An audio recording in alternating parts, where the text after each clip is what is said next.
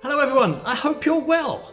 Today Clyde Sensei takes us through a very basic approach to Iriminage. He talks about how you can create the space and take the partner's balance to enable you to make the correct entrance, and he looks at a couple of simple variations of this, taking a partner's balance slightly forwards, taking the partner's balance slightly up, and dropping your partner's balance slightly back into you. Even though this is a basic technique, some very interesting stuff in this. As always, if this has been useful, show us some love, smash the like, consider subscribing, and thank you for watching.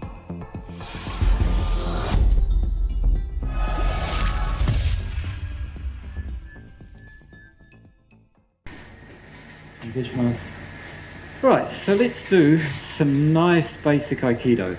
So we should know from a single hand, okay, Ura Iriminage.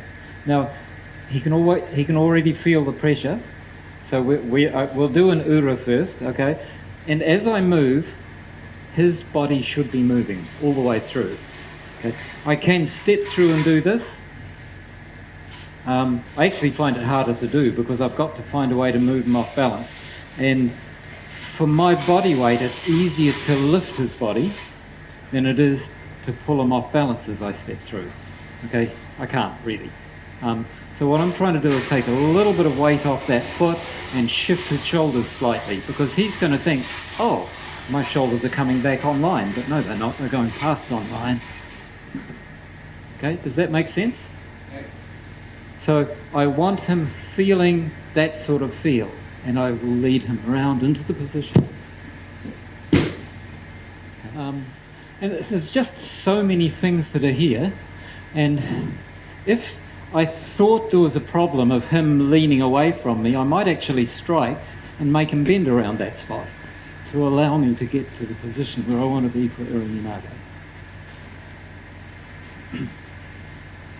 The reason I don't want him bending over that much is because if he starts moving away from there, I can't chase him, and he's taking my hand with him. Does that make sense? Okay. So last one, I want him slightly forward, and I want his weight going that way. Okay. Pick his head up, keep his body against you, arm comes up. Now that's also something. Don't ever bring your arm out like this because he sees it in his vision. And the first thing he's going to do is put his, so that should come up his chest, okay, step through, stay with him, okay, once he's down you can step away. Okay.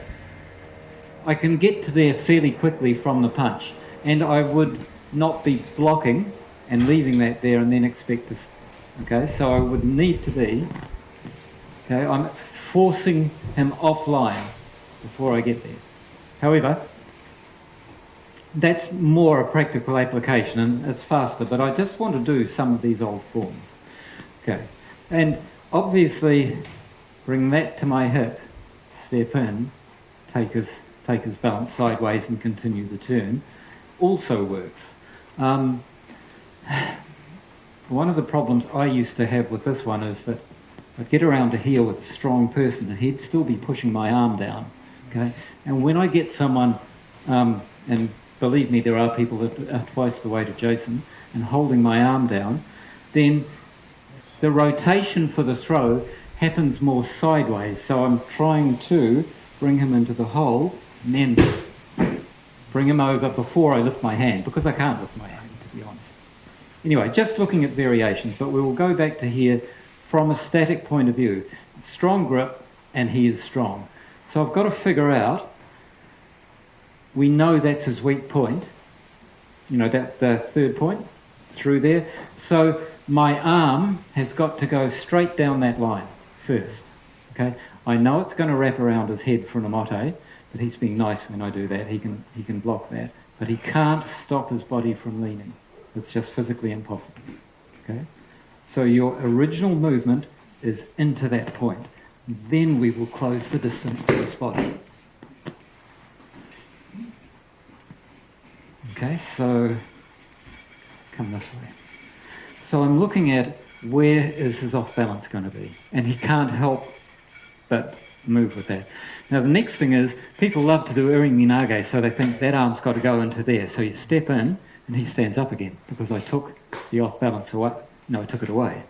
So I've got to get that off balance, and then I've got to keep it until I can get my hand on him. Now I don't mind moving in. So just last one. So look at his balance, it's moving, that's good. Now we can... And if you were thinking about serious combat, I wouldn't want to let him stand up and come back at me from behind while I'm walking away. And I know it sounds mean, but I may just do something like that or something like that, because I know then I've got time to walk away while he thinks, oh, these days. So we were looking at punch to the head, okay, and how I'm going to stop it. And just this basic movement. And it's what we do in Aikido so often, okay. And I was looking at Iriminage.